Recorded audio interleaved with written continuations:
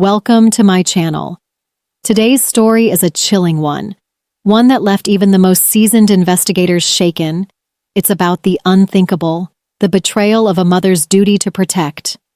And it all started on an ordinary afternoon in Pennsylvania. September 23, 2019. At 4:30 p.m., a woman named Lisa Snyder called 911. She sounded panicked. She claimed her two children, 8-year-old Conner and 4-year-old Brinley, had tried to hang themselves in the basement. Yes, hang themselves. Together. She told the dispatcher that her son had previously talked about suicide, but she never thought he'd do it, let alone involve his baby sister. Rescue workers rushed to her home in Albany Township. When they arrived, they found the front door shut. Lisa finally answered, drenched in sweat, talking on the phone. But she wasn't crying. She wasn't screaming for help. She just stood there. Inside the basement, responders discovered the two children, unconscious, suspended by a dog lead attached to a support beam. Chairs lay beneath them. Their necks bore marks. Their pulses were faint, but they were alive, barely. Paramedics performed CPR and rushed the kids to the hospital.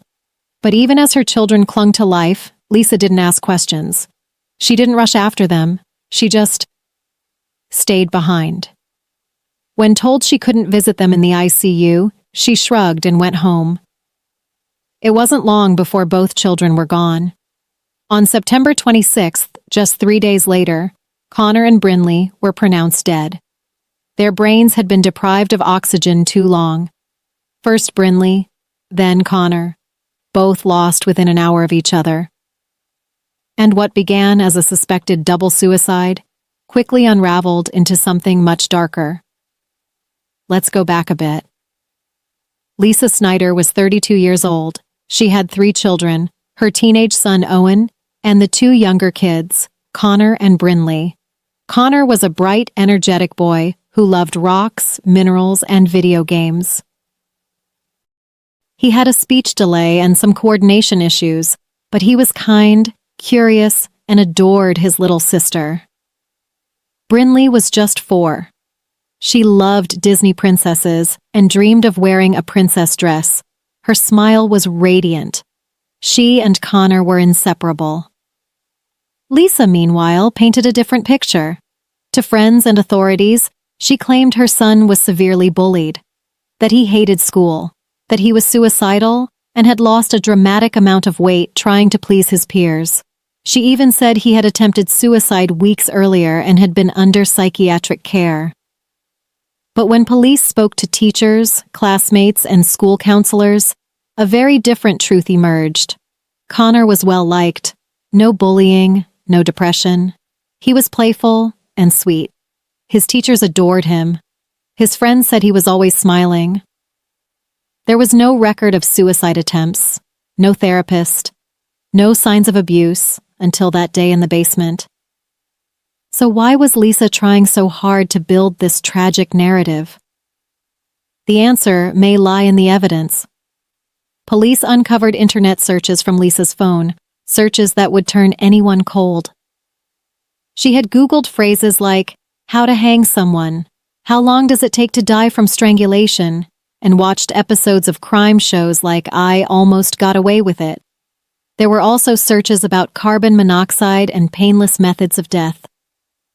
And perhaps most disturbingly, she had ordered the dog lead used in the hanging just the night before the incident, knowing full well it was meant for dogs weighing over 100 kilos. Her puppy, Boomer, weighed 24. So why buy it? Investigators kept digging, and what they found was more than tragic. It was grotesque. On Lisa's Samsung Galaxy S9 phone, one she initially tried to hide, they found messages. Graphic, sickening messages between Lisa and an unidentified man. Messages that revealed she had been sexually abusing the family dog. Lisa had not only engaged in bestiality but documented it with photos and sent them to this man. She talked about it as if it were normal, as if her children were just in the way. And so it became clearer. These children weren't victims of suicide. They were silenced, removed, because Lisa wanted a life that didn't include them. Authorities arrested her and charged her with multiple felonies, including 2 counts of third-degree murder, endangering the welfare of children, and animal abuse. During her interrogation, she showed no emotion, no remorse, no guilt, just blank stares and well-combed hair. Lisa's defense claimed she had mental health issues and shouldn't face the death penalty, but for many, that wasn't enough. These children had no voice, no second chances, no justice, except the one the law could provide. The heartbreaking part? In 2014, Child Protective Services had already removed Lisa's children from her care, but just a year later, they were returned. If only they had never gone back.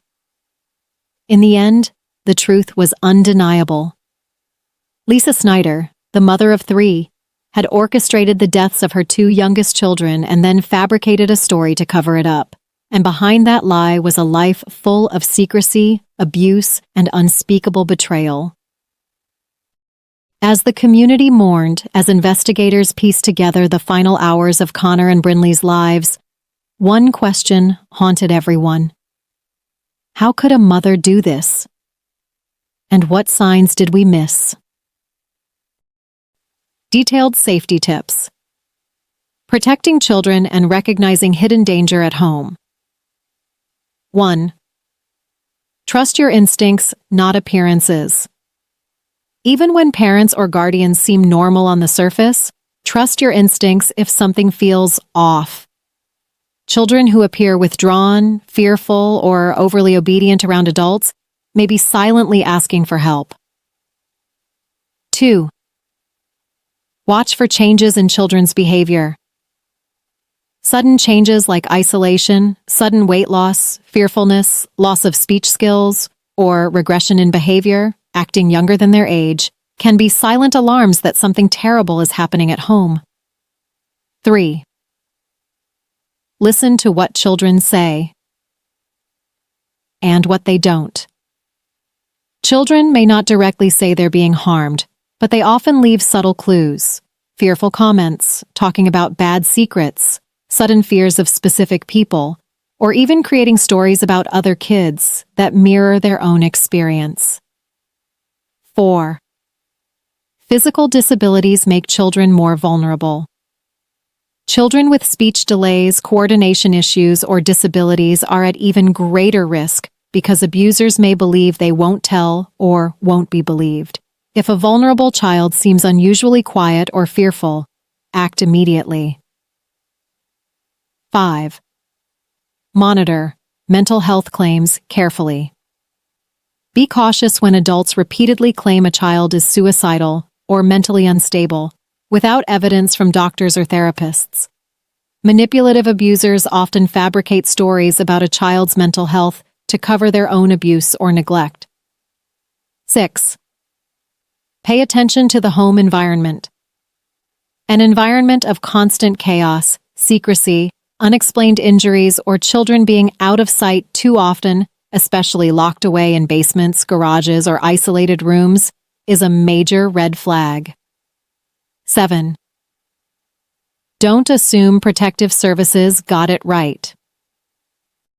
Sadly, authorities sometimes return children to unsafe homes. If your instincts scream that something is wrong, or if you notice ongoing distress, keep speaking up. Insist on welfare checks. Report again if necessary. 8. Understand that predators can be mothers too. Society often assumes mothers are naturally nurturing, but not every mother is safe. Gender does not guarantee innocence. Always look at behavior, not roles. 9. Raise awareness in your community. Talk openly with friends, teachers, and neighbors about how to spot abuse. A well-informed community is the first and strongest line of defense for children. 10. Speak up, even if you're wrong. If you ever suspect a child is being mistreated, even if you're unsure, report it. It's far better to be wrong and apologize later than to stay silent and lose a life forever. So today, I ask you, if you ever suspect a child is in danger, say something, do something, don't wait. Because for Conner and Brinley, it was too late.